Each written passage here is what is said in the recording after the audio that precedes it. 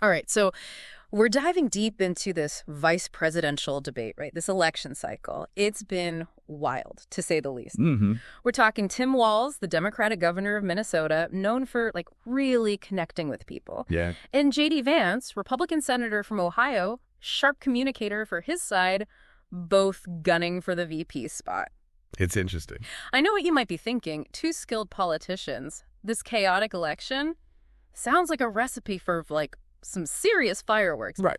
But get this debate, it was surprisingly civil. Really? Almost like stepping into a different universe, compared to the chaos we've been seeing. Yeah, I mean, you've got to think about the context of this election cycle, right? I mean, it's been anything but normal. Right. Candidates dropping out because of assassination attempts, accusations flying everywhere.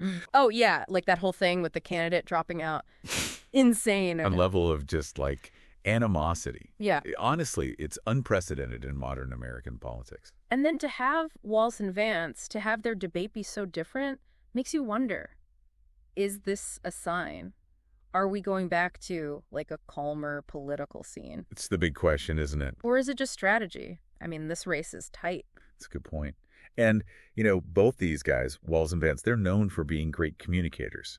So this wasn't by accident. No way. This was calculated, They're playing their parts, trying to appeal to voters who are probably just exhausted by the drama. Yeah, totally.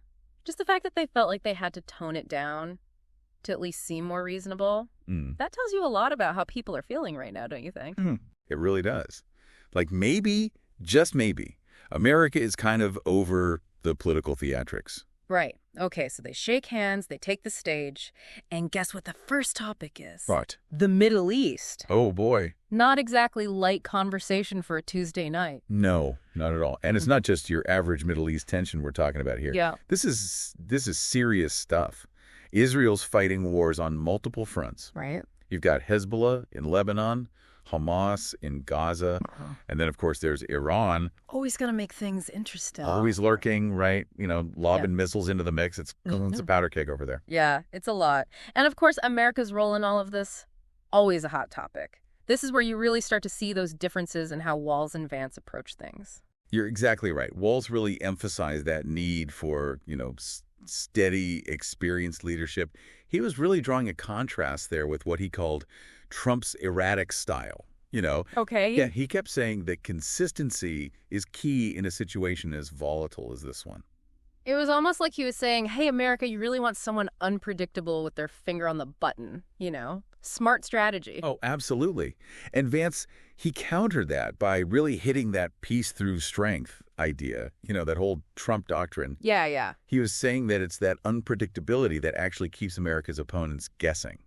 So they're less likely to make a move because they just don't know what to expect. Right. Classic speak softly, carry a big stick, but maybe with a slightly louder voice. A little bit louder. But here's the thing that really struck me. With those different approaches, neither of them actually condemned what Israel is doing, or even mentioned, pushing for a ceasefire. It's such a delicate situation, isn't it? I mean, the U.S. has this long-standing alliance with Israel, but there's also this growing awareness of the humanitarian crisis that's happening. Exactly. And the potential for things to escalate even further. It's a tough spot to be in. It really is. They're trying to thread a needle, because any wrong move here, and they could alienate a huge chunk of American voters, and that's a risk neither one of them wants to take. Okay, so we've got international turmoil covered, but what about things here in the U.S.? Right. Let's just say the debate took a bit of a personal turn. A little awkward, even. Oh, so? Well, the conversation, of course, shifted to domestic issues, and that's where we saw the candidates try to use each other's past, shall we say, to their advantage. I see. And boy, did they try. One of the most intense moments, I think, was around immigration. And specifically, that recent wave of Haitian migrants that arrived in Ohio, Vance's home state. Right. Sensitive topic, to say the least, especially given some of the things Vance has said about Haitian migrants in the past. His history there definitely came up. Oh, yeah. Walz brought it up directly. Accused Vance, and by extension, the whole Trump campaign, of demonizing these migrants, stoking that fear, xenophobia, all of that. He even mentioned how Vance's past comments, particularly about Haitian migrants allegedly eating pets, led to some schools in Ohio actually increasing security. Yeah, you could tell that one got to Vance a little bit. To his credit, he didn't back down. He argued that he was just pointing out the strain, that a huge influx of migrants, no matter what their legal status is, puts on resources at the local level. It's a classic example of how something as nuanced and complex as immigration gets turned into a weapon during an election. Oh, absolutely. Both sides have valid points. I mean, there are real Yeah. concerns about border security, the strain on things like social services.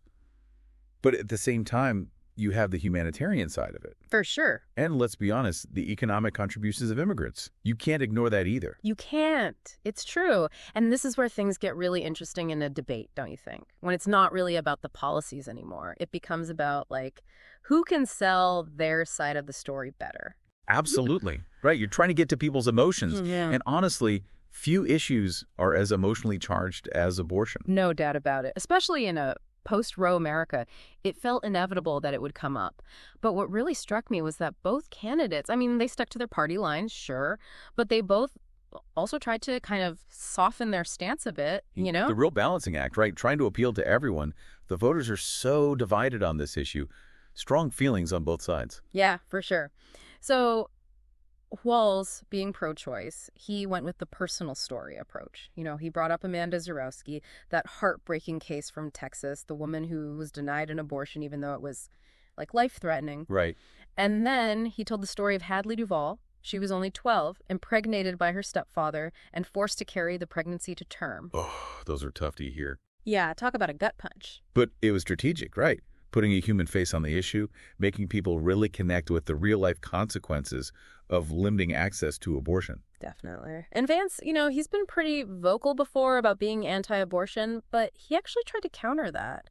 In a more subtle way, though, he even shared a story about a friend of his who had an abortion, said it saved her life. Wow. It felt like he was trying to, like, walk this line, appeal to both sides. He said he supports a minimum national standard on abortion. Interesting. That's actually a step back from what he said before about a total ban. Right, exactly. But then, and this is where it gets interesting, he danced around actually defining what that minimum national standard would even look like. Of course. He's in a tough spot, right? Trying to keep the more moderate voters happy, but without, alienating the really hardcore anti-abortion part of the Republican base. Totally. It's like walking a tightrope. And as if to emphasize how difficult a position Vance is in, Trump himself, even though he's not even in this debate, he's still found a way to insert himself into it. Oh, you mean that perfectly timed social media post? Yeah. Where he said he'd veto any national abortion ban? Yeah, exactly. Oh. Talk about adding fuel to the fire. It was unbelievable. I know. Here's Vance trying to walk this fine line, and then Trump throws that curveball. It really shows you how much influence he still has, even from the sidelines. Okay, so we've got the Middle East, immigration, abortion. They really did cover a lot of ground in this debate. They did. Although there were some pretty noticeable things they didn't talk about. Right, like not a single question about Ukraine. Exactly. No mention of Trump's legal troubles. Right. I mean, those seem like kind of important things to address. I know, right? It makes you wonder, was it the moderators? Did they avoid those topics on purpose? Maybe they were seen as just too explosive, too likely to lead to, like, a blow-up.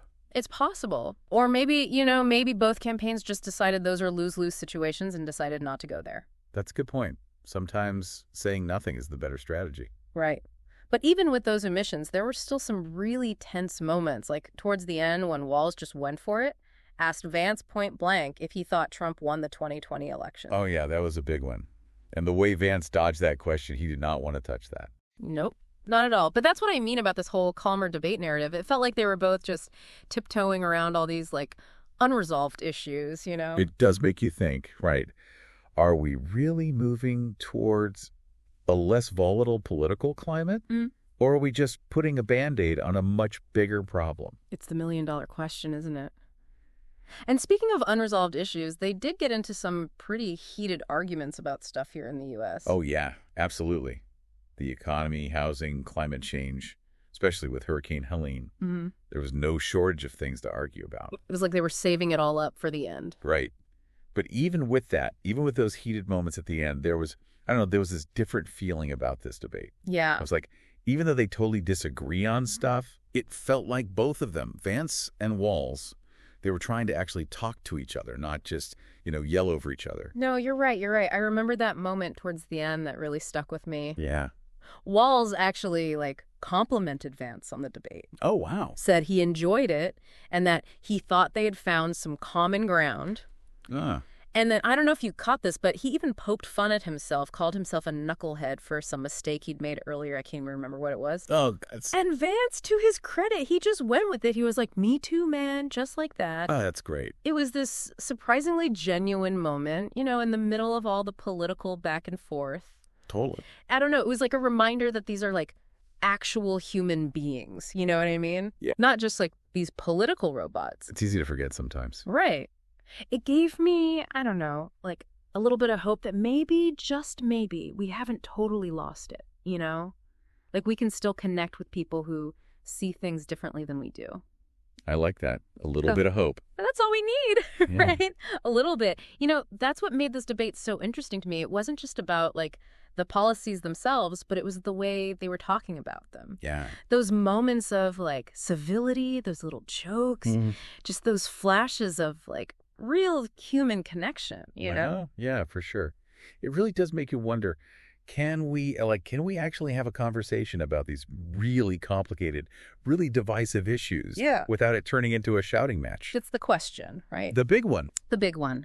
In this calmer political world, has anything actually changed? Or are we just kind of like putting a new coat of paint on the same old problem? It's a good question to think about. And ultimately, it's not just about Walz and Vance, is it? No. It's about us, the voters. It's about what kind of future we want for like politics in this country. Exactly. Do we want more of the same, more yelling, more personal attacks? Or are we ready for something different? Yeah, are we ready for something else? Something a little more, I don't know, thoughtful, something that's a little more respectful. Maybe even focused on finding some common ground. You'd think, right? We can dream. Yeah. Well, there you have it, folks. A deep dive if there ever was one. We covered it all today. The Middle East, abortion in America, Hurricane Helene, even elections pass. What a ride. It was a lot. It was a lot. But, you know, we always like to leave you with something to think about. Little something to ponder Great. as you're navigating out there in the world. Exactly. So here it is. In the world of politics, where it feels like everything's always on fire, can civility actually be the way forward? It's a good question. Can we disagree without hating each other? Can we listen, really listen, to actually understand, not just to figure out what we're going to say next? Those are the million-dollar questions, my friend. And those questions, they're going to shape not only this election, but the future of, like, democracy in this country. No pressure, right? No pressure at all. Keep those questions in mind, folks, as you listen to the next debate, as you read the next headline, as you talk to your neighbor. Do you stay engaged? Because at the end of the day, the answers, they start with us. They do. Thanks for joining us on this deep dive. Stay curious, stay informed, and as always, stay engaged.